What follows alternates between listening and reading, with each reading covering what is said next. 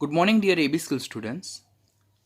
આજે આપણે topic number 1.5.4 ગેલ્યુસેકનો વાયુમય કદનો નિયમ શીખવા જઈ રહેલા છે, જેને ગેલ્યુસેક્સ લો ઓફ ગેસિયસ વોલ્યુમ પણ કહેવામાં આવે છે. હવે આ નિયમની શોધ કોણે કરેલી હતી? તો ગેલ્યુસેકે શોધ કરેલી હતી. ગેલ્યુસેક નામના વૈજ્ઞાનિક જે હતા, તો તેઓએ જુદા જુદા વાયુઓમાં ઉદ્ભવતા અસંખ્ય રાસાયણિક પ્રક્રિયાનો અભ્યાસ કરેલો હતો. એટલે એણે અસંખ્ય રાસાયણિક પ્રક્રિયા લર્ન કરેલી હતી, જેમાં જુદા જુદા વાયુમય પ્રક્રિયકો એકબીજા સાથે પ્રક્રિયા કરીને જુદી જુદી વાયુમય નિપજો ઉત્પન્ન કરતા હતા. અને એના આધારે એણે એક એવું તારણ ઓર એક એવું રિઝલ્ટ જનરેટ કર્યું કે જ્યારે રાસાયણિક પ્રક્રિયા દરમિયાન વાયુમય પ્રક્રિયક વચ્ચે પ્રક્રિયા થઈને વાયુમય નિપજ બનતી હોય, તો ત્યારે આ વાયુમય પ્રક્રિયક અને આ વાયુમય નિપજ વચ્ચે કોઈ નિશ્ચિત સંબંધ હોવો જોઈએ, અને એ તેમના કદનો સંબંધ હોવો જોઈએ. અને એના પરથી એણે જે નિયમ બનાવ્યો હતો તેને કહેવામાં આવે છે ગેલ્યુસેક્સ લો ઓફ કમ્બાઇનિંગ વોલ્યુમ. બરાબર? તો આટલી જે વસ્તુ છે તેમાંથી આપણે શું શીખવાનું થાય કે ફર્સ્ટ આ નિયમ કોણે બનાવેલો હતો? તો ગેલ્યુસેક નામના વૈજ્ઞાનિકે બનાવેલો હતો. એણે શું લર્ન કરેલું? તો એણે અસંખ્ય રાસાયણિક પ્રક્રિયા લર્ન કરેલી કે જેમાં જુદા જુદા વાયુમય પ્રક્રિયકો એકબીજા સાથે પ્રક્રિયા કરીને વાયુમય નિપજ બનાવતા હતા. અને અસંખ્ય રાસાયણિક પ્રક્રિયાના અભ્યાસ પરથી એણે શું જસ્ટિફિકેશન કરેલું કે જ્યારે કોઈ રાસાયણિક પ્રક્રિયા દરમિયાન વાયુમય પ્રક્રિયકો એકબીજા સાથે પ્રક્રિયા કરીને એકબીજા સાથે સંયોજાઈને વાયુમય નિપજ બનાવતા હોય, તો ત્યારે આ વાયુમય પ્રક્રિયક અને વાયુમય નિપજ વચ્ચે કોઈ નિશ્ચિત સંબંધ હોવો જરૂરી છે. અને એ જે નિશ્ચિત સંબંધ જે છે તો તે વાયુમય પ્રક્રિયક અને વાયુમય નિપજ વચ્ચેના કદ વચ્ચેનો હોય છે. અને એના પરથી એણે જે નિયમ જનરેટ કરેલો તેને ગેલ્યુસેક્સ લો ઓફ કમ્બાઇનિંગ વોલ્યુમ કહેવામાં આવે છે. નિયમ શું કહે છે? જ્યારે આપણે નિયમ જોઈએ તો ત્યારે ફર્સ્ટ એટેમ્પમાં આપણને ડેફિનેટલી નિયમ સમજવાની વાર લાગે, તો નિયમનું સ્ટેટમેન્ટ જોવાનું, ત્યારબાદ એના રિલેટેડ ઉદાહરણ પરથી આપણને નિયમ એક્ઝેક્ટલી યાદ રહે કે જો તાપમાન અને દબાણની પરિસ્થિતિ સમાન રાખવામાં આવે તો જ્યારે રાસાયણિક પ્રક્રિયામાં વાયુરૂપ પ્રક્રિયકો એકબીજા સાથે સંયોજાઈને ઓર પ્રક્રિયા કરીને વાયુરૂપ નિપજ બનાવે, તો ત્યારે વાયુરૂપ પ્રક્રિયકો અને નિપજોનો જે નિશ્ચિત કદ જે છે તો તે સાદા ગુણોત્તરમાં હોય છે. શું કહેવામાં આવે છે કે તાપમાન અને દબાણની સમાન પરિસ્થિતિમાં, આપણે અત્યારે શું કીધું, ગેલ્યુસેકે કેવા રાસાયણિક પ્રક્રિયાનો અભ્યાસ કરેલો જેમાં પ્રક્રિયકો પણ વાયુ સ્થિતિમાં હતા અને એમાંથી ઉદ્ભવતી નિપજ પણ વાયુ સ્થિતિમાં હતી, અને પ્રક્રિયકના કદ અને નિપજના કદ વચ્ચે કોઈ નિશ્ચિત સંબંધ હોવો જોઈએ, એવું ગેલ્યુસેકે આપણને તારણ આપેલું હતું. હવે નિયમ શું કહે છે કે તાપમાન અને દબાણની સમાન પરિસ્થિતિમાં, એટલે વાયુરૂપ પ્રક્રિયકોનું તાપમાન અને દબાણ અને વાયુરૂપ નિપજનું તાપમાન અને દબાણ સમાન પરિસ્થિતિમાં છે. એટલે જો તાપમાન અને દબાણની પરિસ્થિતિ સમાન રાખવામાં આવે, તો જો રાસાયણિક પ્રક્રિયામાં વાયુરૂપ પ્રક્રિયકો વચ્ચે પ્રક્રિયા થઈને વાયુરૂપ નિપજ બનતી હોય, તો આ વાયુરૂપ પ્રક્રિયકો અને નિપજો તેમના નિશ્ચિત કદના સાદા ગુણોત્તરમાં હોય છે. અને ખાસ વસ્તુ આપણે જે યાદ રાખવાની તે કે વાયુરૂપ પ્રક્રિયકો અને વાયુરૂપ નિપજોના કદની ગણતરી સમાન તાપમાન અને દબાણે થાય તે ખાસ જરૂરી છે. એટલે પ્રક્રિયકનું જે તાપમાન અને દબાણ છે તે જ વાયુરૂપ નિપજનું તાપમાન અને દબાણ હોવું કમ્પલસરી જરૂરી છે, કારણ કે કદ જે છે તો તાપમાન અને દબાણ બદલાતા કદ બદલાઈ જાય. That's why the temperature and the pressure of the gaseous reactant and gaseous product should be identical, same, or we can also say it should be constant. એટલે કે તાપમાન અને દબાણ પ્રક્રિયક અને નિપજના કેવા હોવા જોઈએ? અચળ હોવા જોઈએ. જો એ બદલાશે તો કદમાં ફેરફાર આવશે, તો આપણું તારણ જે છે, રિઝલ્ટ જે છે તે ખોટું આવશે. તો અગેન નિયમ એક વખત સમજાવું, ત્યાર પછી એનું એક્સપ્લેનેશન તમને સમજાવીશ કે જો તાપમાન અને દબાણ સરખા રાખવામાં આવે, એટલે કે પ્રક્રિયક અને નિપજ બંનેના તાપમાન અને દબાણ સરખા છે, અચળ છે, કોન્સ્ટન્ટ છે, અને જો રાસાયણિક પ્રક્રિયામાં વાયુરૂપ પ્રક્રિયકો ભાગ લેતા હોય, તો આ વાયુરૂપ પ્રક્રિયકો એકબીજા સાથે સંયોજાઈને રાસાયણિક પ્રક્રિયા કરીને વાયુરૂપ નિપજ આપે છે. ત્યારે વાયુરૂપ પ્રક્રિયકો અને નિપજોના નિશ્ચિત કદ એકબીજા સાથે સાદો ગુણોત્તર દર્શાવે છે. બરાબર. અને પ્રક્રિયા દરમિયાન પ્રક્રિયક અને નિપજના કદની ગણતરી સમાન તાપમાન અને દબાણે થાય તે ખાસ જરૂરી છે. ઉદાહરણ જો સમજાવું તો હું તમને 3 થી 4 ઉદાહરણ સમજાવીશ. પહેલું ઉદાહરણ જે છે તો ડાયહાઇડ્રોજન વાયુ એ ડાયક્લોરિન વાયુ સાથે પ્રક્રિયા કરીને હાઇડ્રોક્લોરિક એસિડ વાયુ બનાવે છે. એટલે H2 gas plus Cl2 gas will react together and form 2 moles of hydrochloric acid gas. બરાબર. હવે અહીંયા H2 અને Cl2 એ પ્રક્રિયક છે બીકોઝ એ એરોની કઈ બાજુએ છે? ડાબી સાઈડ છે. અને HCl જે છે તો તે એરોની જમણી બાજુએ છે તો એ નિપજ છે. તો એરોની જમણી બાજુએ આપણે નિપજ લખશું અને એરોની ડાબી બાજુએ આપણે શું લખશું? પ્રક્રિયક લખશું. ગેલ્યુસેકનો નિયમ વાયુરૂપ પ્રક્રિયક અને નિપજને લગતો છે. તો પ્રક્રિયામાં ભાગ લેતા બે પ્રક્રિયકો વાયુ સ્થિતિમાં છે અને નિપજ પણ કઈ સ્થિતિમાં છે? વાયુ સ્થિતિમાં છે. માટે અહીંયા ગેલ્યુસેકનો નિયમ આપણે એપ્લાય કરી શકશું. હવે અહીંયા જે પ્રક્રિયક છે એટલે H2 અને Cl2ના જે તાપમાન અને દબાણ છે તે જ હાઇડ્રોક્લોરિક એસિડ વાયુ છે તેના તાપમાન અને દબાણ રાખવાના છે બીકોઝ એ નિયમની પ્રાઇમ કન્ડિશન છે. એ મુખ્ય જરૂરિયાત છે કે પ્રક્રિયકો અને નિપજ સમાન તાપમાન અને દબાણે રાખેલા હોવા જરૂરી છે. તો જ્યારે ડાયહાઇડ્રોજન વાયુ અને ડાયક્લોરિન વાયુ એકબીજા સાથે પ્રક્રિયા કરીને હાઇડ્રોક્લોરિક ગેસ બનાવતા હોય તો ત્યારે એમના કદના ગુણોત્તર એ સાદો ગુણોત્તર દર્શાવે છે. અહીંયા એટલે H2 જે છે તેનું એક કદ છે તો તે ડાયક્લોરિન વાયુના એક કદ સાથે પ્રક્રિયા કરીને હાઇડ્રોક્લોરિક ગેસના બે કદ બનાવે છે. અહીંયા જે કદ જે છે તે કદની અગાડી બે સહગુણક 1, 1 અને 2 લખ્યું છે તે કોના આધારે નક્કી કરી શકાય? તો આ પ્રક્રિયા સમીકરણમાં અગાડીના જે સહગુણક છે બરાબર, અહીંયા કંઈ નથી મેન્શન કરેલું તો 1 કન્સિડર કરવાનું, અહીંયા કંઈ નથી મેન્શન કર્યું તો 1 કન્સિડર કરવાનું અને અહીંયા ઓલરેડી આપણને 2 મેન્શન કરેલું છે. તો ધેટ મીન્સ આનું એક કદ આના એક કદ સાથે પ્રક્રિયા કરીને આના કેટલા કદ બનાવે છે? 2 કદ બનાવે છે. બરાબર. આમ હાઇડ્રોજનનું એક કદ એ ક્લોરીન વાયુના એક કદ સાથે પ્રક્રિયા કરીને હાઇડ્રોક્લોરિક એસિડ વાયુના કેટલા કદ ઉત્પન્ન કરે છે? 2 કદ ઉત્પન્ન કરે છે. આ માહિતી આપણને શેના પરથી સમજ પડે છે? આ પ્રક્રિયા સમીકરણ પરથી સમજ પડે. અહીંયા પ્રક્રિયા સમીકરણ લખેલું હોય છે. ઘણી વખત MCQ જ્યારે એ લોકો નીટ ઓર જેઈ લેવલ પર ઓર બોર્ડ લેવલ પર પૂછે તો પ્રક્રિયા સમીકરણ આપતા નથી. એ લોકો ખાલી એટલું લખીને આપશે કે ડાયહાઇડ્રોજન વાયુ એ ડાયક્લોરિન વાયુ સાથે પ્રક્રિયા કરીને હાઇડ્રોક્લોરિક એસિડ ગેસ ઉત્પન્ન કરે છે. તો ત્યારે આપણને પ્રક્રિયા સમીકરણ બનાવતા આવડવું જોઈએ. We need to balance the equation first and then after we can justify the particular law. એટલે અહીંયા હાઇડ્રોજનના 2 પરમાણુ છે તો અહીંયા હાઇડ્રોજનના 2 પરમાણુ છે, અહીંયા ક્લોરીનના 2 પરમાણુ છે, અહીંયા 2 ક્લોરીનના પરમાણુ. એટલે આ ઇક્વેશન શું છે? બેલેન્સ છે. આ જે સંતુલિત રાસાયણિક સમીકરણ છે તો તેમાં આનું એક કદ આના એક કદ સાથે પ્રક્રિયા કરીને આના 2 કદ ઉત્પન્ન કરે છે. માટે ગેલ્યુસેકનો નિયમ તો વાયુમય પ્રક્રિયક અને વાયુમય નિપજના કદનો ગુણોત્તર દર્શાવે છે. માટે આ પ્રક્રિયામાં ભાગ લેતા વાયુમય પ્રક્રિયકો અને વાયુમય નિપજનો ગુણોત્તર કેટલો છે? 1:1:2. That is 1:1:2. જે કેવો ગુણોત્તર દર્શાવે છે? સાદો ગુણોત્તર દર્શાવે છે. તો આ ગેલ્યુસેકનો નિયમ કહેવાય. નિયમને ફરીથી જોઈએ તો તાપમાન અને દબાણની સમાન પરિસ્થિતિમાં રાખેલા.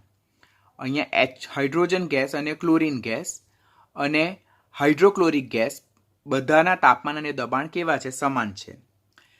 જુદા જુદા વાયુરૂપ પ્રક્રિયકો વચ્ચે પ્રક્રિયા થઈને વાયુરૂપ નિપજ બનતી હોય ત્યારે પ્રક્રિયકો અને નિપજના કદનો ગુણોત્તર સાદો હોય છે. તો જો અહીંયા H2નો એક કદ ક્લોરીનના એક કદ સાથે પ્રક્રિયા કરીને હાઇડ્રોક્લોરિક એસિડના 2 કદ બનાવે છે. માટે આ રાસાયણિક પ્રક્રિયામાં પ્રક્રિયક અને નિપજનો કદ ગુણોત્તર કેટલો થાય? 1:1:2, જે કેવો દર્શાવે છે? સાદો ગુણોત્તર. આ પહેલું 1 જે છે તો તે હાઇડ્રોજન વાયુનું કદ દર્શાવ્યું છે. બીજું એક જે છે તે ક્લોરીન વાયુનું કદ દર્શાવ્યું છે અને HCl વાયુનું કદ તે બે રીતે દર્શાવ્યું છે. એ લોકો પ્રક્રિયામાં આપણને કન્ફ્યુઝ પણ કરશે કે H2 અને Cl2 વચ્ચે પ્રક્રિયા થઈને HCl મળે છે, તો H2, HCl અને Cl2 નો કદ ગુણોત્તર કેટલો? તો ત્યારે આન્સર શું આવશે? ત્યારે આન્સર 1:2:1. જો એ લોકો આપણને પૂછે કે H2, HCl અને Cl2 નો કદ ગુણોત્તર કેટલો, તો ત્યારે આન્સર શું આવશે? 1:2:1. તો ડોન્ટ ગેટ કન્ફ્યુઝ. આના બેઝ પર એ લોકો કોન્ટ્રાવર્શિયલ ક્વેશ્ચન પૂછે છે ને તમે ગૂંચવાઈ જશો. તમે આન્સર આના બેઝ પર લખશો 1:1:2 ને આપણને પૂછ્યું હશે H2:HCl Cl2, તો દેટ ઇઝ 1:2:1. અહીંયા કદ મેન્શન કરેલ છે. ગેલ્યુસેકનો નિયમ કદ સાથે કન્સર્ન છે, તો અહીંયા કદ મેન્શન કરેલ. તો આનું એક કદ આના એક કદ સાથે પ્રક્રિયા કરીને આના બે કદ બનાવે. અહીંયા ખાસ કાળજી રાખવાની કે પ્રક્રિયકનો જે કદનો એકમ હોય તે જ નિપજનો કદનો એકમ હોય. એટલે જો સપોઝ આનું 1 ml હોય તો આનું કદ પણ શેમાં દર્શાવવાનું? mlમાં જ દર્શાવવાનું. આનું કદ પણ શેમાં દર્શાવવાનું? mlમાં જ. આનું કદ, પ્રક્રિયકનું કદ જો લીટરમાં દર્શાવેલું હોય તો નિપજનું કદ પણ શેમાં દર્શાવવાનું? લીટરમાં જ દર્શાવવાનું. જો તમે પ્રક્રિયકનું કદ mlમાં દર્શાવશો અને નિપજનું કદ લીટરમાં દર્શાવશો તો પણ આપણું નિયમ જે છે તે રોંગ પ્રૂવ થશે. એટલે બીજી કન્ડિશન શું છે કે whatever unit of volume we are using for reactant, the same unit of volume should be used for the product. એટલે પ્રક્રિયકના કદનો જે એકમ જે છે તે જ નિપજના કદનો એકમ હોવો કમ્પલસરી જરૂરી છે.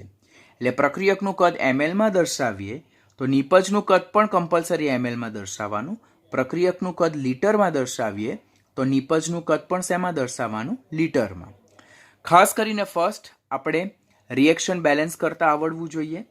સેકન્ડ, એના કોએફિશિયન્ટને આધારે આપણે નક્કી કરી શકીએ કે પ્રક્રિયકના કેટલા કદ નિપજના કેટલા કદ સાથે પ્રક્રિયા કરે. તો that is the only thing. ને પછી એમનો કદ ગુણોત્તર દર્શાવી દેવાનો. તો that is called as a Gay Lussac's law of gaseous volume or that is also called as a Gay Lussac's law of combining volumes. મારી પાસે બીજું પ્રક્રિયા સમીકરણ છે કે સ્ટેટમેન્ટ કહેવામાં આવે કે ડાયહાઇડ્રોજન વાયુ ડાયઓક્સિજન વાયુ સાથે ધડાકાભેર પ્રક્રિયા કરીને વિસ્ફોટક પ્રક્રિયા કરીને પાણી ઉત્પન્ન કરે છે. તો first I need to write down the balance equation. બરાબર, આપણને શું કહેવામાં આવે છે કે ડાયહાઇડ્રોજન વાયુ એ ડાયઓક્સિજન વાયુ સાથે પ્રક્રિયા કરીને પાણીની વરાળ બનાવે છે. આ પહેલું આપણું સ્ટેટમેન્ટ છે. હવે સ્ટેટમેન્ટ વાઇઝ આપણે સમીકરણ બનાવ્યું, ત્યાર પછી સમીકરણને બેલેન્સ કરવાનું થાય. તો અહીંયા ઓક્સિજન 2 છે તો અહીંયા નિપજ સાઈડ ઓક્સિજન 1 છે, તો I need to put 2 value here. બરાબર. હવે અહીંયા હાઇડ્રોજન 2 દુના 4 થાય તો અહીંયા 2. તો પહેલાં આ મને રાસાયણિક સમીકરણને બેલેન્સ કરતા આવડવું છે. પાછળથી આપણે how to balance the equation તે શીખશું, પણ પણ આવું જે સામાન્ય ઇક્વેશન જે છે તે તમે ઓલરેડી 9th-10thમાં હાઉ ટુ બેલેન્સ એવું તમને શીખવવામાં આવ્યું હશે ને તમે શીખીને આવ્યા હશો એવું મારું માનવું છે. તો that's a common equation that you must know to balance. એટલે ડાયહાઇડ્રોજન વાયુ એ ડાયઓક્સિજન વાયુ સાથે ધડાકાભેર પ્રક્રિયા કરીને વિસ્ફોટક પ્રક્રિયા કરીને પાણીની વરાળ ઉત્પન્ન કરે છે. તેના પરથી કેવી રીતે ઇક્વેશન બેલેન્સ કરવાનું તે મેં તમને શીખવ્યું. ઇક્વેશન બેલેન્સ કર્યા બાદ સેકન્ડ સ્ટેપ શું કે કોએફિશિયન્ટ જોવાના. તો અહીંયા કોએફિશિયન્ટ કેટલા છે? 2 છે. તો ધેટ મીન્સ ડાયહાઇડ્રોજન વાયુનું કેટલું કદ? 2 કદ. અહીંયા કોએફિશિયન્ટ કેટલા છે? 1 છે. તો તેના એક કદ સાથે પ્રક્રિયા કરીને અહીંયા કોએફિશિયન્ટ કેટલા છે? 2. કોએફિશિયન્ટ એટલે સહગુણક. તો ડાયહાઇડ્રોજન વાયુના 2 કદ એ ઓક્સિજન વાયુના 1 કદ સાથે પ્રક્રિયા કરીને પાણીની વરાળના કેટલા કદ બનાવે છે? 2 કદ બનાવે છે. આમ તેમના કદનો ગુણોત્તર એટલે કે તાપમાન અને દબાણની સમાન પરિસ્થિતિમાં જો ડાયહાઇડ્રોજન વાયુ અને ડાયઓક્સિજન વાયુને રાખેલા હોય અને એ જ તાપમાન અને દબાણની પરિસ્થિતિમાં જો પાણીની વરાળ ઉદ્ભવતી હોય તો તેમના કદનો ગુણોત્તર એ કેટલો છે? તો ધેટ ઇઝ 2:1:2 છે. એટલે 2:1:2 જે કેવો ગુણોત્તર છે? સાદો ગુણોત્તર દર્શાવે છે. આ આપણને ક્યારે આવડે? જ્યારે આપણને આ બેલેન્સ ઇક્વેશન રાઇટ કરતા આવડતું હોય તો. એટલે અનલેસ એન્ડ અનટિલ તમે જો ઇક્વેશનને બેલેન્સ નહીં કરશો ત્યાં સુધી, અને એ ઇક્વેશન બેલેન્સિંગ એકદમ ઇઝી પૂછાય છે, they are not asking tough one. તો એ ઇક્વેશન બેલેન્સિંગ જે એકદમ ઇઝી હોય તો તે જો તમને બેલેન્સ કરતા આવડે તો that will be very easy. એટલે હવે આપણને પૂછવામાં આવે કે ડાયહાઇડ્રોજન વાયુ એ ડાયઓક્સિજન વાયુ સાથે પ્રક્રિયા કરીને પાણીની વરાળ બનાવે તો પ્રક્રિયક અને નિપજનો કદ ગુણોત્તર કેટલો? 4 ઓપ્શન હશે. તો પહેલાં આપણે H2+O2 gives 2H2O લખ્યું, એના પરથી સમીકરણ બેલેન્સ કર્યું, એના પરથી સહગુણક જોયા, એના પરથી 2:1:2 કદ ગુણોત્તર દર્શાવ્યો. હવે આપણને એમ પૂછવામાં આવે કે જો ડાયહાઇડ્રોજનનું 2 લિટર કદ આના 1 લિટર કદ સાથે સંયોજાય તો પાણીની વરાળનું કેટલું જથ્થો ઉત્પન્ન થાય? તો 2 લિટર. કારણ કે આના 2 લિટર આના 1 લિટર સાથે પ્રક્રિયા કરીને આના કેટલા લિટર પાણીની વરાળ બનાવે છે? 2 લિટર પાણીની વરાળ બનાવે છે. હું તમને એક્ઝામ્પલ પણ સાથે સોલ્વ કરાવીશ.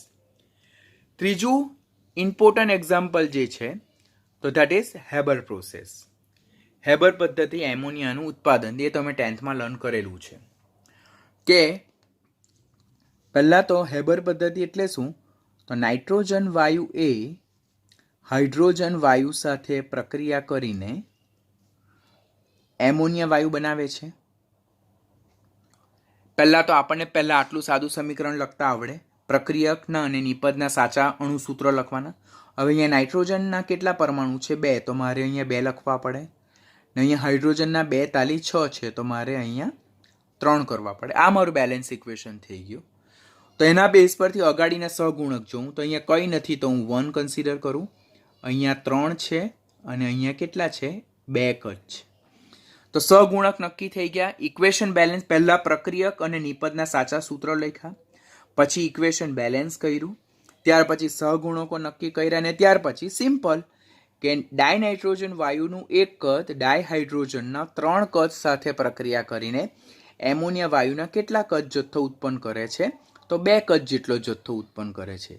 માટે અહીંયા વાયુરૂપ પ્રક્રિયકો અને વાયુરૂપ નિપજોના કદનો ગુણોત્તર કેટલો? 1:3:2 થાય. બરાબર, 1:3:2 થાય, જે કદથી કેવો ગુણોત્તર દર્શાવે છે? સાદો ગુણોત્તર દર્શાવે છે.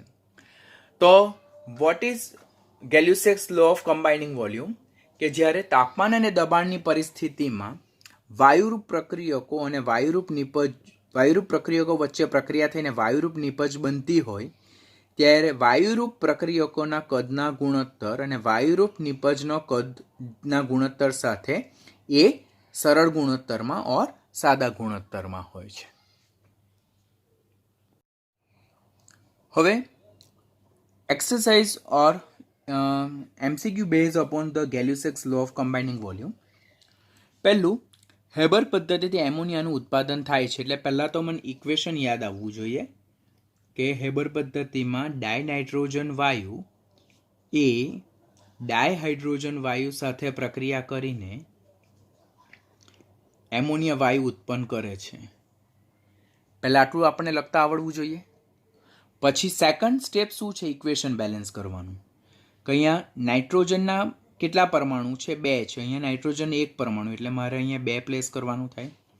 અહીંયા 3×2 6 હાઇડ્રોજનના પરમાણુ છે, એટલે અહીંયા મારે 3×2 6. ઇક્વેશન મારું બેલેન્સ થઈ ગયું. આના બેઝ પરથી હું શું નક્કી કરું કે નાઇટ્રોજનની અગાડી કંઈ નથી એટલે 1 સહગુણક, આની અગાડી 3 સહગુણક ને આની અગાડી 2 સહગુણક. એટલે પ્રક્રિયક અને નિપજ બંને વાયુમય પરિસ્થિતિમાં તો ગેલ્યુસેકનો નિયમ લાગુ પાડી શકાય. તો ડાયનાઇટ્રોજન વાયુના એક કદ એ ડાયહાઇડ્રોજન વાયુના 3 કદ સાથે પ્રક્રિયા કરીને એમોનિયાનો 2 કદ જથ્થો ઉત્પન્ન કરે છે. આટલું મને ખ્યાલ આવે. અહીંયા આપણને નાઇટ્રોજનનું કદ કેટલું આપેલું છે? 200 ml નાઇટ્રોજનનું આપેલું છે કદ,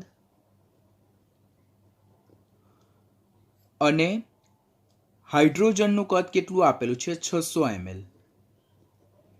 તો આનું જો 200 ml કદ હોય તો આના કરતાં ડાયહાઇડ્રોજનનું કદ કેટલું છે? 3 ગણું. તો ધેટ ઇઝ 3 × 200, તો ધેટ ઇઝ 600. બરાબર છે. એટલે આનું 200 ml કદ આના 600 ml કદ સાથે પ્રક્રિયા કરીને આના 2 ગુણ્યા 200 એટલે કે 400 ml કદ બનાવે. એટલે આપણે જોઈએ ડાયનાઇટ્રોજન જે છે તેનો એક કદ આના 3 કદ સાથે પ્રક્રિયા કરીને આનું 2 કદ બનાવે. માટે બેલેન્સ ઇક્વેશનમાં ડાયનાઇટ્રોજનનું જે કદ છે તેના કરતાં બમણા કદનો એમોનિયા વાયુ ઉત્પન્ન થાય. તો જો આનું આપણને કદ 200 આપેલું હોય તો આનું કદ કેટલું થાય? 400 ml થાય, કે જ્યારે ડાયહાઇડ્રોજનનું વાયુનું કદ આના કરતાં કેટલું 3 ગણું આપેલું હોય. તો આના 200 ml એ આના 600 ml સાથે પ્રક્રિયા કરીને અહીંયા 400 ml શું આપે છે? NH3 આપે. માટે નાઇટ્રોજન વાયુ, હાઇડ્રોજન વાયુ અને એમોનિયા વાયુનો કદ ગુણોત્તર અહીંયા કેટલો થાય? 200:600:400, that is 2:6:4, અને 2 કોમન કાઢીએ તો that is 1:3:2. તો આ ગુણોત્તર અને આ ગુણોત્તર સરખો થાય છે, બરાબર. માટે અહીંયા કરેક્ટ આન્સર શું આવશે આપણો? that is 400 ml. તો માટે જો નિયમ આપણે જો ધ્યાનથી શીખેલા હોય તો આપણે આ પ્રકારની એક્સરસાઇઝને ઇઝીલી કરી શકીએ. એવા જ બીજી એક્સરસાઇઝ પણ સોલ્વ કરાવું. ડાયહાઇડ્રોજન વાયુ એ ડાયઓક્સિજન વાયુ સાથે ધડાકાભેર પ્રક્રિયા કરીને પાણીની વરાળ ઉત્પન્ન કરે છે. એટલે પહેલાં ઇક્વેશન લખતા આવડવું જોઈએ. ડાયહાઇડ્રોજન વાયુ એ ડાયઓક્સિજન વાયુ સાથે પ્રક્રિયા કરીને પાણીની વરાળ બનાવે છે. પહેલાં આપણને આટલું ઇક્વેશન લખતા આવડવું જોઈએ. હવે ઇક્વેશન બેલેન્સ કરવાનું. અહીંયા 2 હાઇડ્રોજન છે, અહીંયા 2 હાઇડ્રોજન છે, અહીંયા 2 ઓક્સિજન પરમાણુ છે, અહીંયા 1. તો મારે અહીંયા 2 પ્લેસ કરવા પડે. તો અહીંયા 2 દૂના 4 થાય, તો અહીંયા 2 થાય. અગાડીના સહગુણક 2 છે, અહીંયા 1 છે ને અહીંયા 2. એટલે ડાયહાઇડ્રોજનના 2 કદ એ ડાયઓક્સિજનના 1 કદ સાથે પ્રક્રિયા કરીને પાણીનો કેટલો જથ્થો ઉત્પન્ન કરે છે? 2 કદ જથ્થો ઉત્પન્ન કરે છે. હવે આપણને એમ આપ્યું છે કે જો પ્રક્રિયા દરમિયાન 200 ml પાણીની વરાળ ઉત્પન્ન થતી હોય તો સંયોજાતા ડાયહાઇડ્રોજન અને ડાયઓક્સિજન વાયુના કદ જણાવો. અહીંયા પાણીનું કદ કેટલું આપેલું છે આપણને? 200 ml. તો ડાયહાઇડ્રોજન અને ડાયઓક્સિજનના કદ કેટલા છે તે જણાવો. હવે આપણે સૂત્રી રાશિ માંડીએ કે 2 કદ પાણી માટે આપણને 2 કદ હાઇડ્રોજન જરૂરી છે. તો 200 ml પાણી જો ઉત્પન્ન થાય તો કેટલા કદ ડાયહાઇડ્રોજન જરૂરી? તો 200 ગુણ્યા 2 ડિવાઇડેડ બાય, તો ધેટ ઇઝ 200 ml હાઇડ્રોજન જરૂરી છે. આ તો મેં તમને ગણતરી સમજાવી બિકોઝ તમને ડાયરેક્ટ અત્યારે કદાચ ગ્રીપ નહીં આવે, પણ આપણે તો ડાયરેક્ટ અહીંયાથી જોવાનું કે જ્યારે અહીંયા 2 કદ છે તો આનું સમાન કદ છે. તો આના 200 ml તો ડેફિનેટલી આના કેટલા હોવા જોઈએ? 200 ml. પછી આના 2 કદ ઉત્પન્ન થવા માટે આનું 1 કદ જરૂરી છે, એટલે અડધું કદ જરૂરી. તો આનું 200 ml હોય તો આનું કેટલું? 100 ml હોવું જરૂરી છે. તો આપણે જોઈએ તો 2 કદ પાણીની વરાળ ઉત્પન્ન થવા માટે આપણને 1 કદ ઓક્સિજન વાયુ જરૂરી છે. તો આપણને 200 ml પાણીની વરાળ ઉત્પન્ન થવા માટે કેટલા કદ ડાયઓક્સિજન જરૂરી થાય? તો that is 200 cross 1 divided by 2 cancel. That will be 100 ml O2. તો ડાયહાઇડ્રોજન અને ડાયઓક્સિજન વાયુના કદ કેટલા? That is 200 ml and 100 ml. આ ગણતરી દ્વારા મેં તમને સમજાવ્યું. તમે ડાયરેક્ટ ઇક્વેશન પરથી બી કરી શકો કે જ્યારે આનો 2 કદ જથ્થો ઉત્પન્ન થાય તો ત્યારે આનો 2 કદ જથ્થો વપરાય, બરાબર. તો આનો 200 ml હોય તો આનું 200, આનાથી આનું અડધું કદ છે તો આનું 200 ml હોય તો આનું 100 ml. તમે ડાયરેક્ટ એ રીતે પણ એપ્લાય કરી શકો. એસિટિલિન વાયુ, એસિટિલિન એટલે ધેટ ઇઝ ઇથાઇન C2H2 એ ઓક્સિજનની હાજરીમાં સંપૂર્ણપણે દહન પામીને કાર્બન ડાયોક્સાઇડ અને પાણી ઉત્પન્ન કરે છે. તો CO2, H2O, એસિટિલિન અને ઓક્સિજનનો કદ ગુણોત્તર દર્શાવો. બરાબર. આપણને અહીંયા પ્રક્રિયા સમીકરણ ઓલરેડી આપી દીધેલું છે. પહેલાં આપણે પ્રક્રિયા સમીકરણ જોવાનું બેલેન્સ છે કે નથી. અહીંયા 2 દુ 4 કાર્બન છે, અહીંયા 4 કાર્બન છે, અહીંયા 2 દુ 4 હાઇડ્રોજન છે, અહીંયા 4 હાઇડ્રોજન છે, અહીંયા 5 દુ 10 ઓક્સિજન છે, અહીંયા 4 દુ 8 ને 2 10. ઇક્વેશન બેલેન્સ છે. ધેટ મીન્સ આનું 2 કદ, આના 5 કદ. અહીંયા પ્રક્રિયક અને નિપજ બધા વાયુમય પરિસ્થિતિમાં છે. તો ગેલ્યુસેકનો જે કમ્બાઇનિંગ વોલ્યુમ જે છે તે આપણે લો એપ્લાય કરી શકીએ. આના 2 કદ, આના 5 કદ સાથે પ્રક્રિયા કરીને આના 4 કદ અને આના 2 કદ ઉત્પન્ન કરે છે. ધેટ મીન્સ અહીંયા જો આપણને એસિટિલિન પછી ઓક્સિજન CO2 અને H2Oના જો કદનો ગુણોત્તર પૂછે તો 2:5:4:2 થાય. આ જે કદ ગુણોત્તર જે છે તે મેં આ બેલેન્સ ઇક્વેશન પરથી રાઇટ કર્યું. પહેલાં ઇક્વેશન બેલેન્સ હોવું જરૂરી. અગાડીના સહગુણકો તમારે જોવાના. એના બેઝ પરથી આના 2 કદ, આના 5 કદ સાથે પ્રક્રિયા કરીને આનો 4 કદ ને આના 2 કદ ઉત્પન્ન કરે. અને એના બેઝ પરથી મેં લખ્યું કે એસિટિલિન એ ઓક્સિજન સાથે 2:5ના રેશિયોમાં જોડાઈને 4:2ના રેશિયોમાં CO2 અને H2O ઉત્પન્ન કરે છે. But be very careful. અહીંયા આપણને રકમમાં પૂછ્યું છે CO2, H2O, એસિટિલિન અને ઓક્સિજનનો કદ ગુણોત્તર કેટલો. CO2, H2O, એસિટિલિન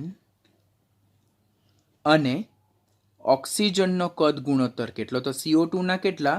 4 કદ, આના 2 કદ, એસિટિલિનના 2 કદ અને આના 5 કદ જે છે.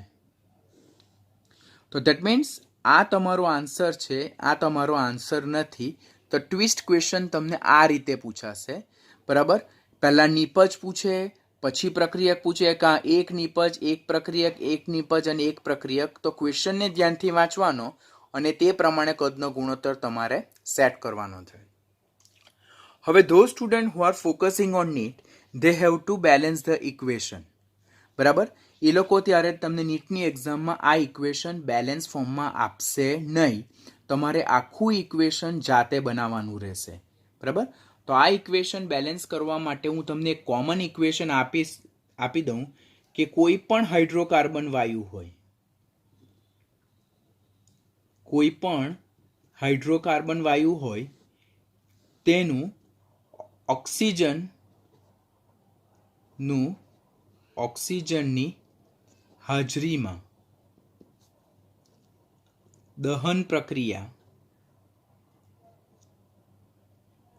થઈને CO2 અને પાણી ઉત્પન્ન થાય છે. એટલે કોઈ પણ હાઇડ્રોકાર્બન ગેસ હોય તેનું ઓક્સિજનની હાજરીમાં દહન પ્રક્રિયા થઈને CO2 અને પાણી ઉત્પન્ન થાય. તો તેના માટેનું સમીકરણ સંતુલિત કરવા માટેનું સૂત્ર શું આવે? CxHy પ્લસ x પ્લસ વાયના છેદમાં 4 into oxygen gives xCO2 plus y/2 H2O.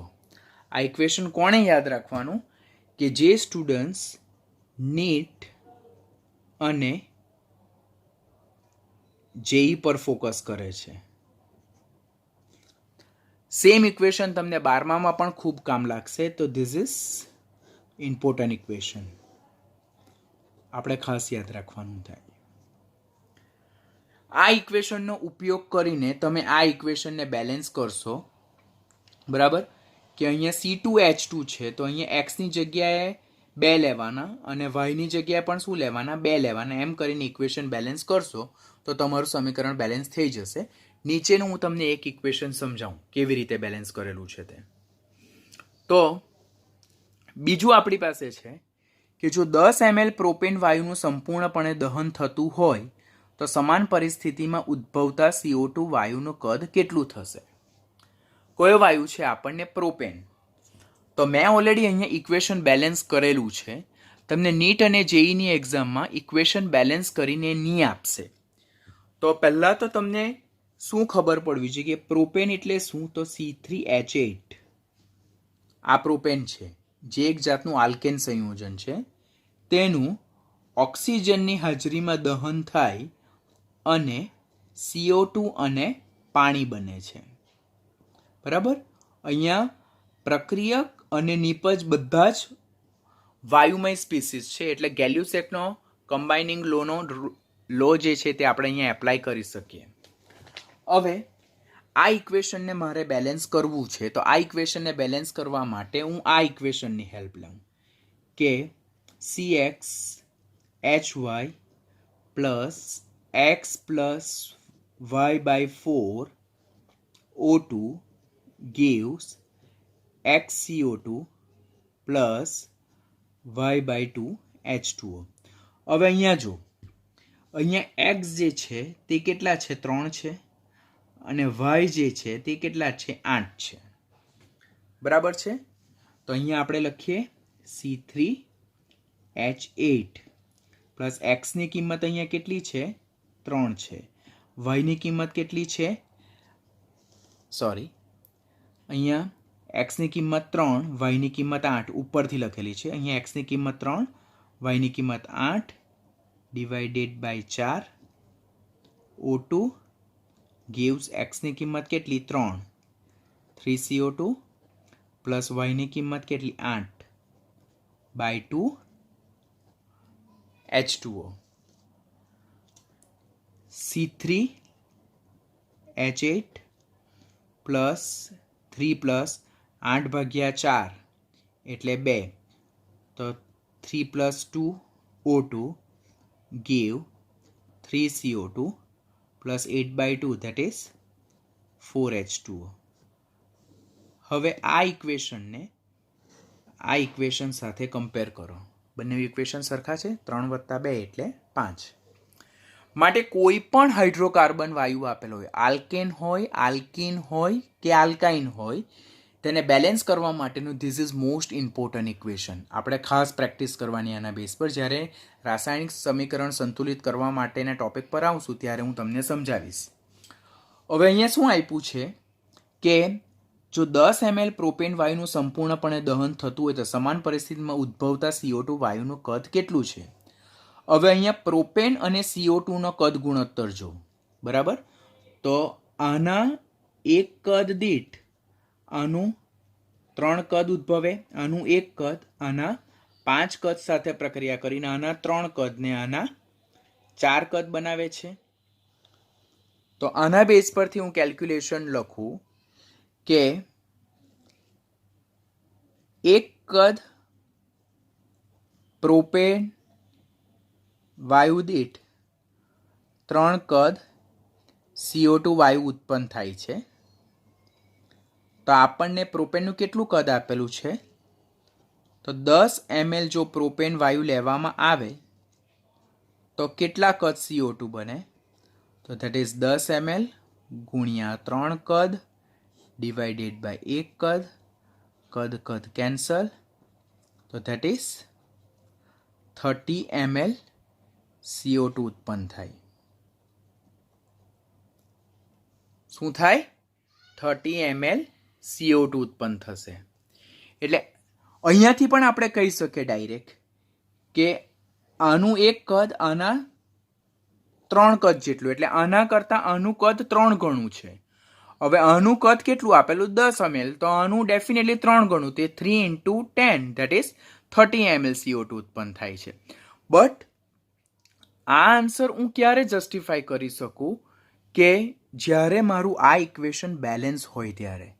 અને આ ઇક્વેશન બેલેન્સ અત્યારે એટ પ્રેઝન્ટ તમારા માટે ઇક્વેશન બેલેન્સનું ખાસ ઇમ્પોર્ટન્ટ. તો આ ઇક્વેશન બેલેન્સ કેવી રીતે કરી શકાય? તો આપણે આને ફોલો કરીને, તો બધા જ સ્ટુડન્ટે આ ઇક્વેશનને તો માઇન્ડમાં ખાસ યાદ રાખવાનું. કોઈ પણ હોય હાઇડ્રોકાર્બન, આલ્કેન હોય, આલ્કીન હોય કે આલ્કાઇન હોય, તમે 10thમાં ઓલરેડી આલ્કેન, આલ્કીન, આલ્કાઇન વિશે થોડુંક બેઝિક ઇન્ફોર્મેશન તો મેળવ્યું હોય. એ હાઇડ્રોકાર્બનનું ઓક્સિજનની હાજરીમાં દહન થઈને CO2 અને જે પાણી ઉત્પન્ન થાય છે, તો તેના માટેનું બેલેન્સ કરવાનું આ ઇક્વેશન છે, તો એ તમને કમ્પલસરી આવડવું જોઈએ. તો આ જે બધા જે ન્યુમેરિકલ છે તે તમારા માટે કેવા થઈ જાય? ઇઝી થઈ જાય. હવે એક્ઝામ્પલ 5 અને 6 તમારે જાતે સોલ્વ કરવાના છે. ઓલરેડી સમીકરણ તમને ખ્યાલ જ હોય કે 40 ml એમોનિયા વાયુ ઉત્પન્ન કરવા માટે કેટલા કદના ડાયહાઇડ્રોજન અને ડાયઓક્સિજન વાયુ જરૂરી બને? અહીંયા આન્સર આપ્યો છે. તમારે ઇક્વેશનને કેવી રીતે એપ્લાય કરવાનું? N2 gas plus H2 gas gives NH3 gas. Equation મેં બેલેન્સ નથી કર્યું, તમારે જાતે બેલેન્સ કરવાનું.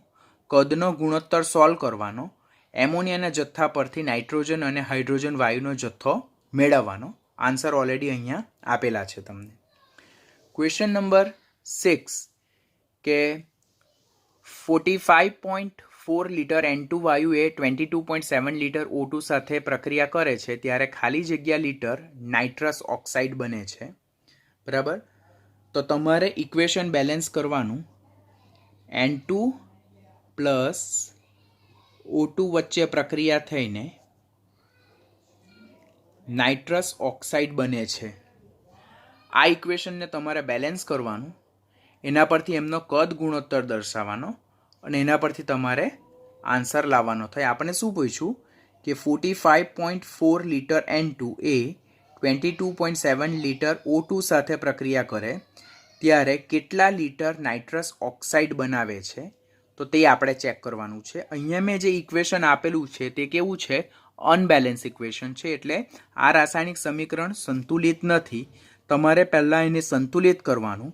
એના પરથી પ્રક્રિયક અને નિપજના કદ વચ્ચેનો ગુણોત્તર દર્શાવવાનો અને એના બેઝ પરથી આ કદ મૂકીને તમારે આ જે નાઇટ્રસ ઓક્સાઇડ જેનું સૂત્ર N2O છે તેનું કદ તમારે ફાઇન્ડ કરવાનું.